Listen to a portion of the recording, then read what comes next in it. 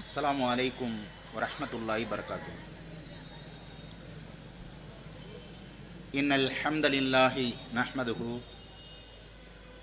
வ நஸ்தஈனுஹு வ நஸ்தக்ஃபிருஹு வ நஊது பில்லாஹி மின் ஷுரூரி அன்ஃபுஸினா வ ஸய்யிஆத்தி அமாலினா மை யஹ்திஹில்லாஹு ஃபலா முதில்ல லஹு வ மை யுضلل ஃபலா ஹாதிய லஹு. அஷ்ஹது அன் லா இலாஹ இல்லல்லாஹு வஹ்தஹு லா ஷரீக லஹு வ அஷ்ஹது அன்ன முஹம்மதன் அப்துஹு வ ரசூலுஹு அம்மா பஅத். ஃபக்கத் கால அல்லாஹு தஆலா ஃபில் குர்ஆனில் அலீம் ஃபில் குர்ஆனில் மஜீத். அஊது பில்லாஹி மினஷ் ஷைத்தானிர் ரஜீம். பிஸ்மில்லாஹிர் ரஹ்மானிர் ரஹீம். யா அய்யுஹல்லதீன ஆமனு தக்குல்லாஹ ஹக்க துகாத்திஹ் வ லா தமூதுன்ன இல்லா வ அன்தும் முஸ்லிமூன். யா அய்யுஹன்னாஸு தக்கூ ரப்பக்குமுல்லதீ ஹலகக்கும் மின் நஃப்ஸின் வாஹிதா وخلق منها زوجها وبث منهما رجالا كثيرا ونساء واتقوا الله الذي تسالون به والارحام ان الله كان عليكم رقيبا. يا ايها الذين امنوا اتقوا الله وقولوا قولا سديدا يصلح لكم اعمالكم ويغفر لكم ذنوبكم ومن يطع الله ورسوله فقد فاز فوزا عظيما. صدق الرحمن الرحيم. கண்ணியத்திற்குரிய எல்லாம் அல்ல அல்லாஹு ஜல்லஷானஹு தஆலாவின் அடியார்களே, அல்லாஹுடைய மாபெரும் அருளால் தேசிய தௌஹீத் கூட்டமைப்பின் மதுரை மாவட்டம் சார்பாக இந்த சத்தியம் முழக்க பொதுக்கூட்டம்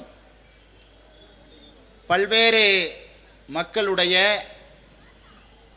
நிலைகளை விளக்கிச் சொல்லி அவர்கள் எக்காலத்திலும் தான் ஏற்றிருக்கிற சத்திய கொள்கையில் சமரசம் செய்து கொள்ளக்கூடாது என்கிற முனைப்பில் நடைபெற்று கொண்டிருக்கக்கூடிய இந்த பொதுக்கூட்டம் நிகழ்ச்சியில் நாம் எல்லாம் பங்கெடுத்திருக்கின்றோம். அன்பார்ந்த சகோதர சகோதரிகளே,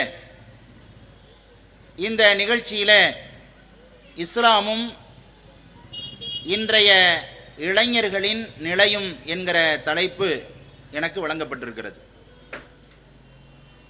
அன்பார்ந்தவர்களே, இஸ்லாம் என்பது நபிகள் நாயகம் ஸல்லல்லாஹு அலைஹி வஸல்லம் அவர்களிடத்தில் இஸ்லாம் என்றால் என்ன என்பதை குறித்து வினவப்பட்ட போது மலக்குமார்களினுடைய தலைவராக இருக்கக்கூடிய ஜிப்ரீல் அலைஹிஸ்ஸலாம் அவர்களை அனுப்பி இந்த மார்க்கத்தை மக்களுக்கு விளக்கப்படுத்துவதற்காக அல்லாஹ் செய்த அந்த ஏற்பாட்டின் போது நபிகள் நாயகம் ஸல்லல்லாஹு அலைஹி வஸல்லம் அவர்கள் விளக்கி சொன்னார்கள், இஸ்லாம் என்பது லா இலாஹ இல்லல்லாஹ் முஹம்மது ரசூலுல்லாஹ் என்கிற கலிமா, வணக்கத்திற்கு தகுதியானவன் அல்லாஹுவை தவிர வேறு யாரும் இல்லை, அவனுடைய தூதராகவும் அடியாராகவும் நபிகள் நாயகம் ஸல்லல்லாஹு அலைஹி வஸல்லம் அவர்கள் இருக்கிறார்கள் என்று உளமாற நம்புவதும், ஒரு நாளில் ஐவேளை தொழுகை முறைகளை கடைபிடிப்பதும்,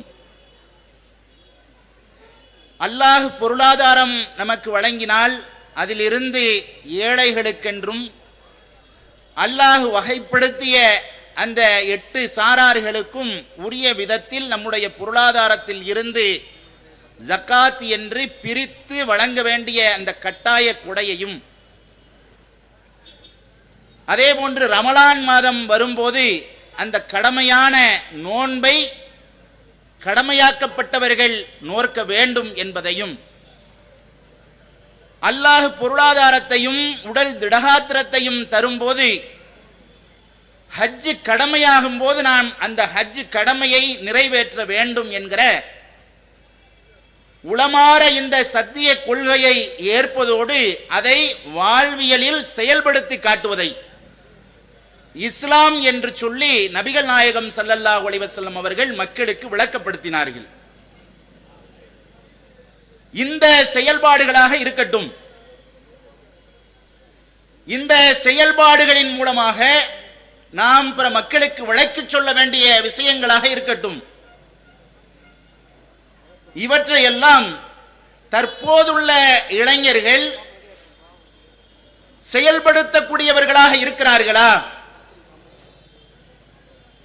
இதற்கு முன்னதாக ஏகத்துவத்தை ஏற்றுக்கொண்டு பிற மக்கள் மத்தியிலே இந்த கொள்கை பிரச்சாரத்தை முன்வைத்தவர்கள் அவர்களுடைய வாழ்க்கையில் இளமை பருவத்தை அவர்கள் அடைந்த போது அவர்கள் எப்படி இந்த இஸ்லாமிய கொள்கையை ஏற்றுக்கொண்டதோடு செயல்படுத்தி காட்டுவதோடு இன்னபிற மக்களுக்கு விளக்கி சொல்வதிலே, இன்னபிற மக்களுக்கு இந்த மார்க்கத்தை கொண்டு போய் சேர்ப்பதிலே எவ்வளவு அர்ப்பணிப்போடு செயல்பட்டார்கள் என்பதை குறித்தும் ஒரு நம்முடைய உள்ளத்தில் ஒரு நினைவூட்டலை ஏற்படுத்திக் கொள்வதற்காக இந்த தலைப்பு எனக்கு தரப்பட்டிருக்கிறது.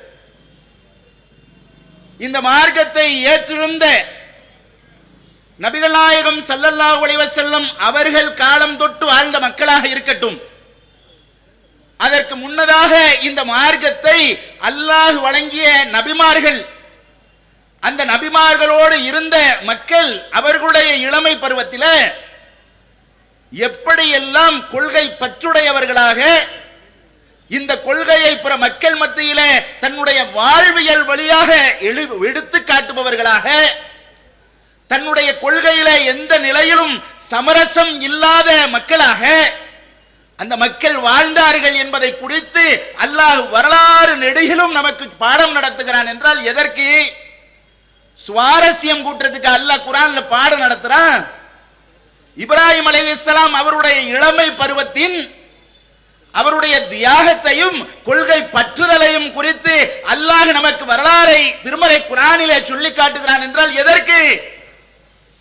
அவர் இந்த மார்க்கத்தை தாங்கி நின்ற போது ஒட்டுமொத்த அவருடைய ஊரும் சேர்ந்து அவரை நெருப்பு குண்டத்தில் தூக்கி போட எத்தனித்த போதும் சரி, தன்னுடைய கொள்கையில் உறுதிமிக்கவராக அவர் இருந்து இந்த கொள்கையை மக்கள் மத்தியிலே பிரச்சாரம் செய்யக்கூடிய இளைஞராக அவர் இருந்தாரே, அதிலிருந்து இளைஞர் சமுதாயத்திற்கும் இன்னபிற இந்த கொள்கையை ஏற்றுக்கொண்ட மக்களுக்கும் பாடம் நடத்தக்கூடிய பாடமாகத்தான் அந்த வரலாறை அல்லாஹ் நமக்கு சொல்லுகிறான். இன்னும் ஏராளமான நபிமார்கள் அவருடைய இளமை பருவத்தின் போது இந்த கொள்கையை உரம் மிக்கவர்களாக கடைபிடித்தார்களே, அவருடைய வரலாறை எல்லாம் எதுக்கு அல்லாஹ் சொல்றான்?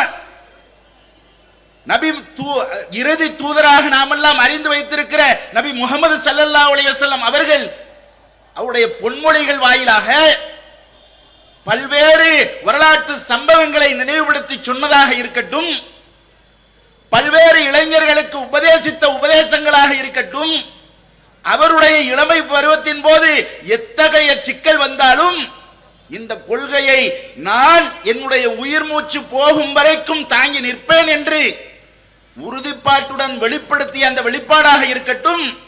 இதெல்லாம் எதுக்கு? நம்முடைய வாழ்க்கையில அதை வாழ்வியல் பாடங்களாக படிப்பினையாக எடுத்துக்கொண்டு செயல்படுத்துவதற்குத்தான் இந்த வரலாறுகளை அல்லாஹ் சொல்வதும் நபிகள் நாயகம் ஸல்லல்லாஹு அலைஹி வஸல்லம் அவர்கள் இந்த மார்க்கத்தை குறித்து கடைபிடித்து வாழ்ந்ததும் அவர்களுடைய பாசறையில் பயிற்றுவிக்கப்பட்ட சஹாபாக்களுடைய வாழ்க்கையும் அதைத்தான் சொல்கிறது. அதையெல்லாம் படிப்பினை பெற்ற கூட்டமாக இன்றைக்கு வாழக்கூடிய இஸ்லாமிய இளைஞர் கூட்டம் இருக்கிறதா? இளைஞர்கள் எப்படிப்பட்ட மாற்றத்தை, சமூக புரட்சியை இந்த வரலாற்றிலே ஏற்படுத்தி இருக்கிறார்கள், இதை குறித்து இந்த மக்கள் சிந்திக்கிறது உண்டா? இன்னைக்கு இருக்கக்கூடிய இளைஞர்கள் களியாட்டங்களிலே ஈடுபடுவதிலே ஆர்வம் உடையவர்களாக இருப்பதை பார்க்கிறோம். இஸ்லாத்தை ஏற்றுக்கொண்டோன்னு சொல்றாங்க. இஸ்லாம் சொல்லுகிறது வஅத்துன் நிசா சதுக்காத்திகன்ன நிகழா, மணமகளுக்கு மணக்கொடையை மனமுவந்து கொடுங்கள் என்று சொல்கிறது. அந்த மனக்கொடையை கொடுப்பதற்கு பதிலாக வரதட்சணையை வாங்கி ஆடம்பரமாக மார்க்கம் சொன்னதற்கு அப்பாற்பட்ட வழிமுறையை கடைபிடித்து நடைபெறக்கூடிய திருமணங்கள் எத்தனை எத்தனை! இந்த மார்க்கத்தை தூர தள்ளி வைத்துவிட்டு தன்னுடைய மனோ இச்சைக்காக, தன்னுடைய செல்வ வளத்திற்காக தன்னுடைய குடும்பத்தினுடைய பிரஸ்டீஜை காண்பிப்பதற்காக என்று எத்தனை எத்தனை திருமணங்கள் நடந்தேறி கொண்டிருக்கிறது. திருமணத்தை சுருக்கமா நடத்துங்க, அதுலதான் அதிகமான பரக்கத் இருக்குதுன்னு சொன்ன திருமணத்தை எப்படி எப்படியெல்லாம் நபி ஸல்லல்லாஹு அலைஹி வஸல்லம் அவர்கள் வரையறுத்து காட்டினார்கள், அதையெல்லாம் மீறி இன்னைக்கு இளைஞர் கூட்டம் எதை ட்ரெண்ட் ஆக்குறாங்க? குதிரை ஏற்றத்தையும் டப்ஸ் அடிச்சுக்கிட்டு போறதையும் ஒரே டிசைன்ல ஊர்ல இருக்கக்கூடிய 100 பேர் சட்டை எடுத்து போட்டு அதை கல்யாண செலவுல ஏற்றி விடுற பரக்கத் நிறைந்த அந்த கல்யாணமாக இருக்கிற திருமணத்தை பரக்கத் குறைந்ததாக ஆக்கக்கூடியதற்கு அதிக கவனம் எடுக்கக்கூடியவர்களா யார் இருக்கிறா? இளைஞர்கள் இருந்து கொண்டிருப்பதை பார்க்கிறோம். இப்படியா இளைஞர் சமுதாயத்தை இருக்கும்படியாக இந்த மார்க்கம் நமக்கு சொல்லி தந்தது? இந்த கொள்கையை பார்த்து எத்தனை எத்தனை பிற மக்கள் எள்ளி நகையாடக்கூடிய இது இஸ்லாம் சொன்ன கொள்கை என்று அவங்க தப்ப விளங்குறாங்க. முஸ்லிம்கள் இஸ்லாமிய மார்க்கத்தினுடைய பிரதிநிதிகள் அவர்கள் அனைவரும் என்று நினைக்கிறார்கள். இதுக்கு எங்க கல்யாணம் தேவைய என்று நினைக்கக்கூடிய வகையில் இன்றைக்கு இஸ்லாமிய இளைஞர்களுடைய செயல்பாடுகள் அமைந்திருப்பதை பார்க்கிறோம். இதுதான் இஸ்லாம் இளைஞர்களுக்கு சொல்லி தந்திருக்கிற பாடமா? நபிகள் நாயகம் ஸல்லல்லாஹு அலைஹி வஸல்லம் அவர்களுடைய ஒரு போதனையை தன்னுடைய வாழ்வியலில் கடைபிடித்த ஒரு இளைஞன், லெபனான் பகுதியிலே வாழ்ந்த ஒரு இளைஞன், ஒரு வயது முதிர்ந்த யூத சமுதாயத்தை சார்ந்த ஒரு வயது முதிர்ந்தவரிடத்திலே கடன் பெறுகிறார். கடன் பெற்றுவிட்டு தவணை காலம் வந்தும் கடனை திருப்பி கொடுக்கல. அந்த முஸ்லிம் இளைஞரிடத்தில் போய் அந்த வயது முதிர்ந்தவர் கடுமை காட்டி தன்னுடைய கடனை திருப்பி கேட்கிறாரு. அவரால் கொடுக்க முடியாதனால கூனி குறுகி நிற்கிறாரு. இதையெல்லாம் ஒரு மனிதர் பார்த்து கொண்டிருக்கிறார். அவர் கிறிஸ்துவ மதத்தை சார்ந்தவர். அவர் பேர் மெர்மது பிக்தால். இதையெல்லாம் கவனித்துக் கொண்டிருக்கிறார். அந்த இளைஞர்கிட்ட போய் கேட்கிறாரு, ஏம்பா இவ்வளவு கடுமையா இவ்வளவு ஹார்ஸா அவர் நடந்துக்கிறாரு, வயது முதிர்ந்தவரா இருக்கிறாரு, நீ ரத்தம் சுண்டியேறக்கூடிய ஒரு இளைஞர் பருவத்தில் இருக்கிறா, உன்னை சுற்றி உன்னுடைய சமுதாயத்தை சார்ந்த முஸ்லிம்கள்லாம் இருக்கிறாங்க, நீ யாரையும் துணைக்கு அழைக்கல, அவரை எதிர்த்து பேசல, அப்படியே மௌனியா இருக்கிறிய, அனைத்தையும் கேட்கிறிய, என்ன காரணம்? அவர் சொல்றாரு, முஹம்மது நபி ஸல்லல்லாஹு அலைஹி வஸல்லம் அவர்கள் சொல்லி இருக்கிறார்கள், கடன் பெற்றவர் கடன் வாங்கியவரிடத்திலே உரிய தவணைகளை திருப்பி செலுத்தாட்டா அவர் அதட்டி கேட்பதற்கு, கடுமையான முறையில் கேட்பதற்கு கடன் தந்தவருக்கு அதிகாரம் இருக்கிறது என்று சொல்லி சொன்னார்கள். அந்த ஹதீஸை நிலைநாட்டுவதற்காகத்தான், அந்த நபி வழியை கடைபிடிப்பதற்காகத்தான் நான் அமைதியாக நின்றேன் என்று பதிலளிக்கிறார். அவருக்கு உள்ளத்தில் தைக்கப்படுகிறது, 1000 சொச்சம் ஆண்டுகளுக்கு முன்னதாக வாழ்ந்து மறைந்து விட்ட ஒரு நபியை நினைவு வைத்து ரத்தம் சிந்தக்கூடிய இளைஞன் தன்னுடைய வாழ்க்கையிலே அவர் சொன்ன வார்த்தையை கடைபிடிக்க நாடுகிறானே, அவரை குறித்து படிப்போம் என்று அந்த கிறிஸ்தவர் எண்ணுகிறார். குர்ஆனை கற்கிறார். நபிகள் நாயகம் ஸல்லல்லாஹு அலைஹி வஸல்லம் அவருடைய வாழ்க்கையை படிக்கிறார். படிச்சுட்டு அந்த கொள்கையால் ஈர்க்கப்படுகிறார். ஈர்க்கப்பட்டதற்கு பிறகு தன்னை இஸ்லாமியராக மனம் மாறி இந்த மார்க்கத்தை ஏற்றுக்கொண்டு முஹம்மது பிக்தால் என்று பெயர் மாற்றிக்கொண்டு திருமறை குர்ஆனை ஆங்கிலத்தில் மொழியாக்கம் செய்யக்கூடிய ஒரு அறிஞராக பல்வேறு மக்களுக்கு குர்ஆனை கொண்டு போய் சேர்ப்பிக்கிற ஒரு நற்பணியை அவர் செய்ததற்கு ஏராளமான மக்கள் குர்ஆனை ஆங்கில மொழியில் படிப்பதற்கு ஒரு வழிவகையை ஏற்படுத்தி கொடுக்கிற வேலையை செஞ்சாருண்டா இதுக்கு அடிப்படையா இருந்தது என்ன? ஒரு நபி மொழியை ஒரே ஒரு இளைஞர் வெளி வாழ்க்கையில வெளிப்படுத்தினார். அதை பார்த்து உள்ளம் தைக்கப்பட்டு அதன் மூலமாக அவர் மனம் மாறி குர்ஆனை மொழிபெயர்த்து அதை ஏராளமான மக்கள் அறிந்து கொண்டு இந்த மார்க்கத்தை ஏற்பதற்கு காரணி ஆகுறாருண்டா இந்த மார்க்கம் என்பது கவனத்தோடு உள்ளார்ந்த அன்போடு தெளிந்த மனதோடு படிக்கக்கூடியவனை, அறிந்து கொள்ள விரும்பக்கூடியவனை தன்பால் ஈர்க்கக்கூடிய ஒரு ஈர்ப்பு சக்தி உள்ளது இந்த மார்க்கம். அதான வெளிப்படுத்துது. அந்த இளைஞர் ஒரு செயல்பாட்டை வெளிப்படுத்தினாரே, இன்றைக்கு இருக்கக்கூடிய இளைஞர்கள் அப்படி நபிகள் நாயகம் ஸல்லல்லாஹு அலைஹி வஸல்லம் அவருடைய வாழ்க்கையை வெளிப்படுத்தி காட்டுகிறோமா? அவங்க சொன்ன வார்த்தைகளை வெளிப்படுத்தி காட்டுறோமா? நம்ம ஆர்வம்லாம் இதுல இருக்குது. பேஸ்புக்ல டிசைனாக மார்க்கத்தை விட்டு வரம்பேறக்கூடிய ஸ்டேட்டஸ்களை அல்லது அதிலே போடக்கூடிய ஒவ்வொரு செய்திகளையும் எப்படி மார்க்க வரம்ப மீறி போடுறதுன்னு யோசிக்கிறதுல இருக்குது. எந்த பாட்டுக்கு எந்த மாதிரி டான்ஸ் ஆடிக்கிட்டு நாம ஒவ்வொரு போஸ்டா போட்டு அதிக லைக் வாங்கிறது என்பதிலே ஆர்வமுடையவர்களாக இன்றைக்கு இருக்கக்கூடிய இஸ்லாமியர்களுடைய மனநிலை மாறிக்கொண்டிருக்கிறது. உங்களை கவனித்துக் கொண்டிருக்கிறார்கள். உங்களோடு சகமாக வாழக்கூடியவர்கள், உங்களுடைய வாழ்க்கை முறையை பார்க்கக்கூடியவர்கள் உங்களை கவனிக்கிறார்கள். உங்களுடைய செயல்பாடுகளை இஸ்லாமிய மார்க்கத்தினுடைய செயல்பாடாக அவர்கள் தவறுதலாக விளங்கியிருக்கிறார்கள். உங்க வாழ்க்கை மூலமாக வாழ்க்கை பாடம் நடத்துறீங்களா? நபிகள் நாயகம் ஸல்லல்லாஹு அலைஹி வஸல்லம் அவருடைய பாசறையில் பயிற்றுவிக்கப்பட்ட இளைஞர்கள் எப்படி இருந்தார்கள்? இன்றைக்கு முஸ்லிம்கள் எல்லாம் தம்முடைய அடிப்படை ஆதாரங்களில் முதன்மையானதாக இருக்கக்கூடிய திருமறை குர்ஆனை தாங்கி நிற்கிறோமே.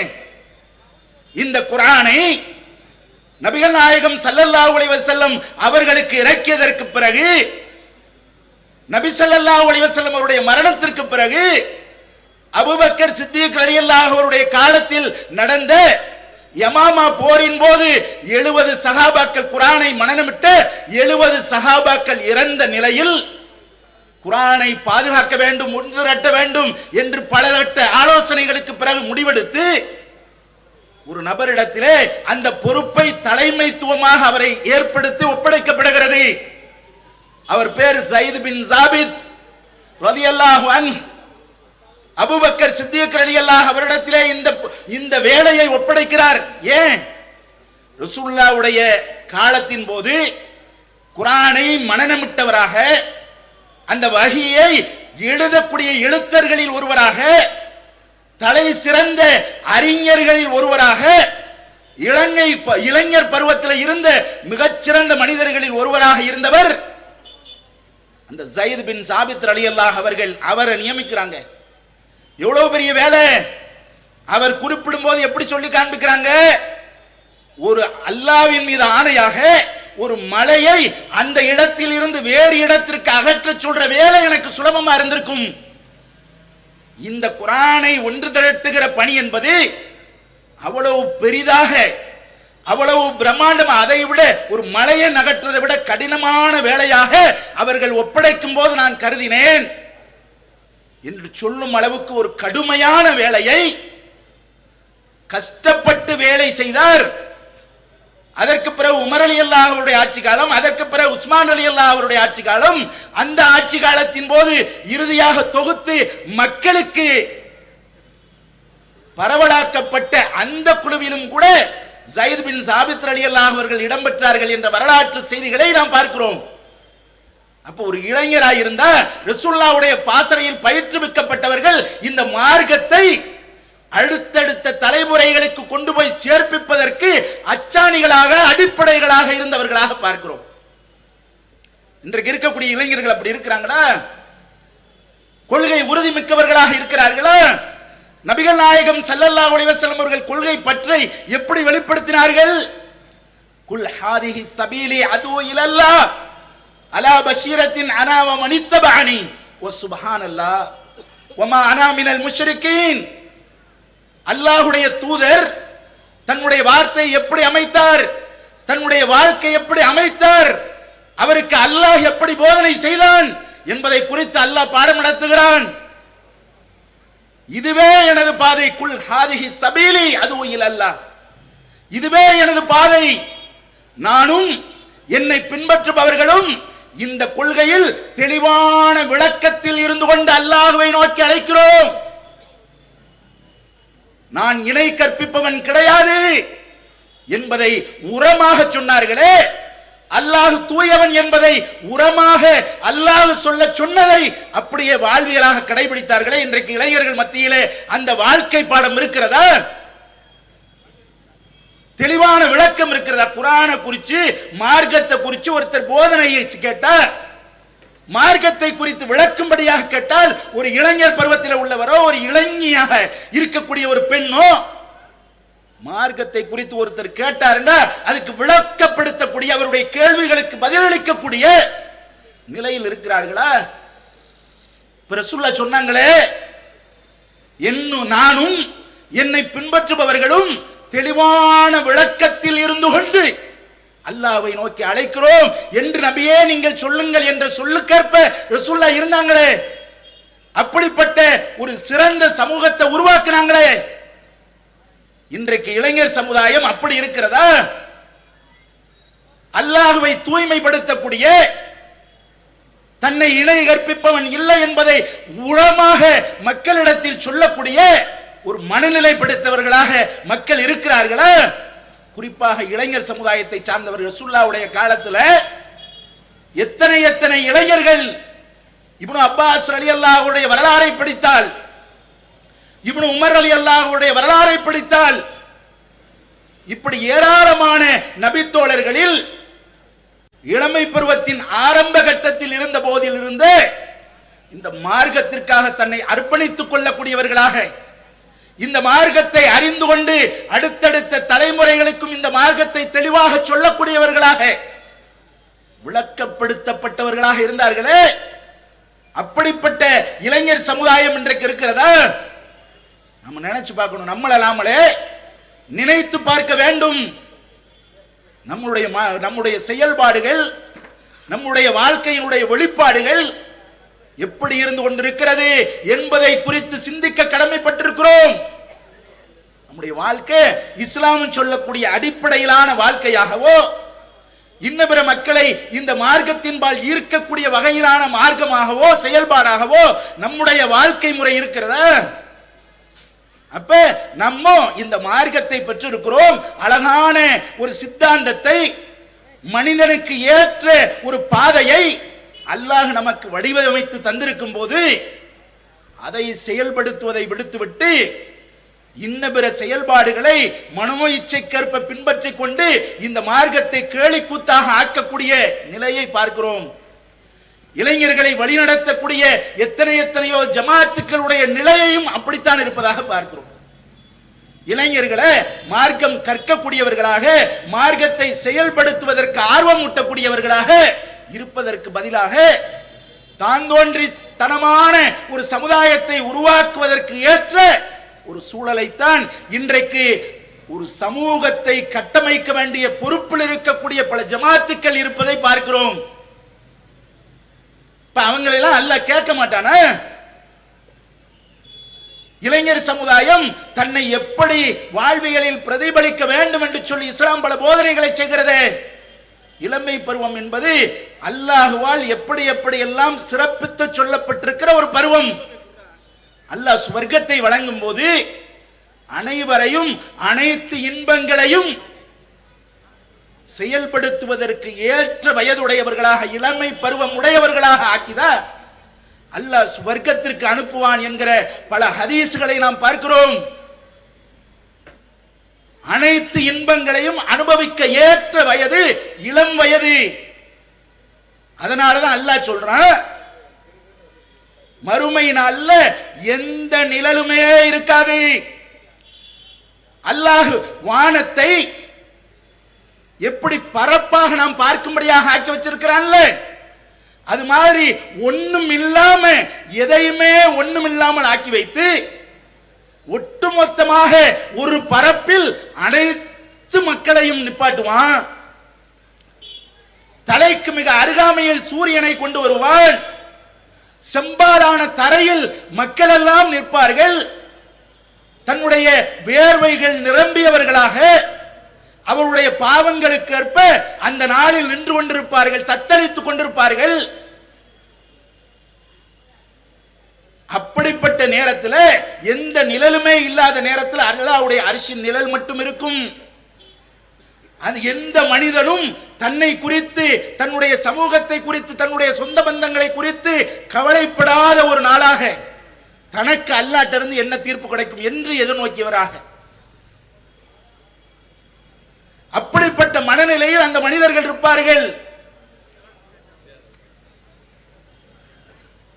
அப்படிப்பட்ட மனநிலையில் இருக்கும்போது அல்லாஹ்வுடைய அர்ஷினுடைய நிழல் மட்டும் இருக்கும், அல்லாஹ்வுடைய சிம்மாசனத்தினுடைய நிழல் மட்டும் இருக்கும். அந்த நிழலில் அல்லாஹ் 7 சாராருக்கு மட்டும் நிழலை வழங்குவான். அந்த 7 சாரார்ல தன்னுடைய இளமை பருவத்தில் அல்லாஹ்வுடைய இறை வணக்கத்திலே ஊறி திளைத்த இளைஞராக இருப்பாரு, அவருக்கு அல்லாஹ் இடம் வழங்குவான். உலகம் படைக்க ஆரம்பிக்கப்பட்ட நாளில் இருந்து உலகம் அழிக்கப்படுகிற நாள் வரைக்கும் எத்தனை கோடான கோடி மக்கள் இருப்பார்கள். அவ்வளவு பேரை ஒன்று திரட்டுற நாள்ல யௌம யஃபிருல் மர்உ மின் அஹீஹி வ உம்மிஹி வ அபீஹி வ ஸாஹிபத்திஹி வ பனீஹி லிக்குல்லி இம்ரின் யௌமைதின் ஷஅனு யுக்னி. அந்த நாளில் ஒரு சகோதரன் தன்னுடைய சகோதரனை விட்டு ஓடுவான், தன்னுடைய தாய் தந்தையை விட்டு, தன்னுடைய மனைவி பிள்ளையை விட்டு கவனமற்றவனாக ஓடுவான்.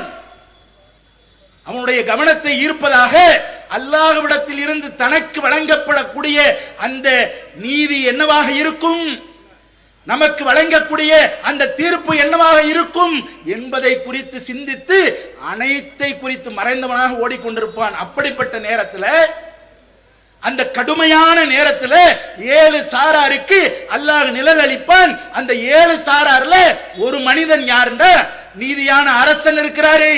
யாரெல்லாம் இந்த உலகத்தில் நீதியான அரசனாக இருக்கிறாரோ அந்த மாதிரி தன்னுடைய வாழ்க்கை அமைத்துக் கொண்டவர். அதே போன்று தன்னுடைய செல்வ வளங்களை தான தர்மங்கள் செய்யும் போது பிறருக்கு மெச்சுவதற்காக காட்டாம ஒளித்து மறைத்து யார் தான தர்மங்களில் இடக்கரம் தெரியாமல் வழக்கரம் தர்மம் செய்கிறார் அவருக்கு அல்லாஹ் இப்படியெல்லாம் தன்னுடைய உள்ளத்தை அல்லாஹ்வுடைய பள்ளி வாயில்களில் அதன் ஆர்வமுடையவர்களாக உள்ளம் ஈர்க்கப்பட்ட மனிதராக இருப்பவர்களுக்கு என்று வகைப்படுத்தும் போது அதில ஒரு சாராராக அல்லாஹ் யாரை சொல்றான்?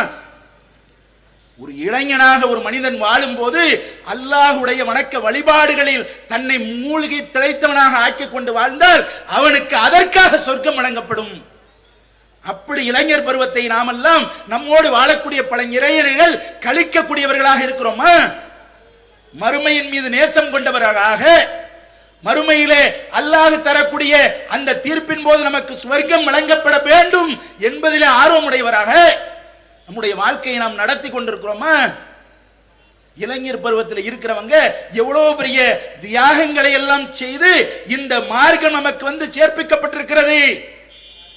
எத்தனை எத்தனை இஸ்லாமிய இளைஞர்களுடைய தியாகத்திற்கு பிறகு கிடைத்திருக்கிற மார்க்கம்.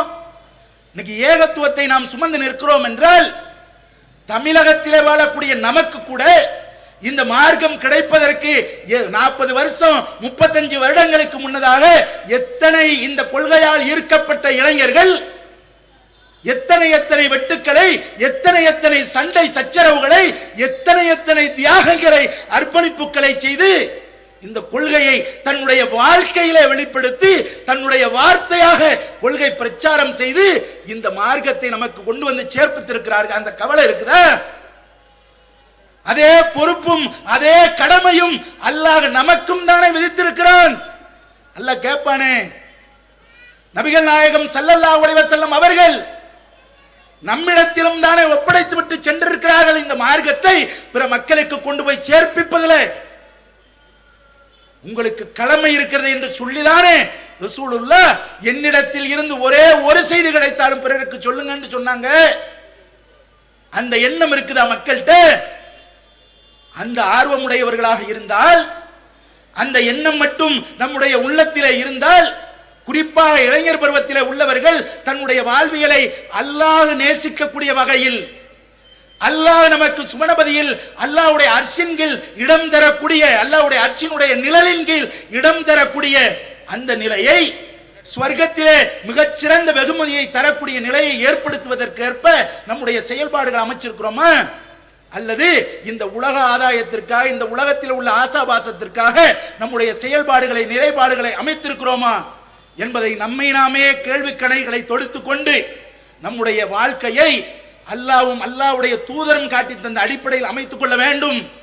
அல்லாஹ் நாம் அனைவரையும் முன்னாடி செஞ்ச எந்த பாவங்களாக இருந்தாலும் மன்னிப்பான். யா இபாதி அல்லதீன அஸ்ரஃபு அலா அன்ஃபுஸிஹிம் லா தக்னது மின் ரஹ்மத்தில்லாஹ் இன்னல்லாஹ யஃபிரு துனூப ஜமீஆ. அல்லாஹ் எப்படி சொல்றான்? தனக்குத்தானே வரம்பு மீறி அநீதம் இழைத்துக் கொண்ட என்னுடைய அடியார்களே, பாவம் செஞ்ச அடியார்களே, அல்லாஹ்வுடைய அருள்ல நிராசை அடையாதீங்க, அல்லாஹ்விடத்தில் பாவ மன்னிப்பு கேளுங்க, அல்லாஹ் அனைத்து பாவத்தை மன்னிப்பேன் என்கிறான். அல்லாஹ்விடத்தில் மன்றாடி நம்முடைய கடந்த காலத்தில் செய்த பாவங்களுக்கு நம் மீது அல்லாஹ் சுமத்தி இருக்கிற அந்த கடமையை மறந்து செயல்பட்டிருந்தால் அல்லாஹ்விடத்தில் பாவ மன்னிப்பு கேட்டு மனம் திருந்தி நம்முடைய வாழ்க்கையை இன்ன பிற மக்களால் ஈர்க்கப்படக்கூடிய இஸ்லாமிய மார்க்கத்தை வெளிப்படுத்தக்கூடிய வாழ்க்கையாக வாழ்வதற்கு நம்மால் ஆன முயற்சியை செய்ய வேண்டும். அதற்கு அல்லாஹ் நாம் அனைவருக்கும் அருள்பாலிக்க வேண்டும் என்று அல்லாஹ்விடத்திலே பிரார்த்தித்து என்னுடைய உரையை நிறைவு செய்கிறேன். வாஹிர் தவானா அல்ஹம்துலில்லாஹி ரப்பில் ஆலமீன். அஸ்ஸலாமு அலைக்கும் வரஹ்மத்துல்லாஹி வபரகாத்துஹு.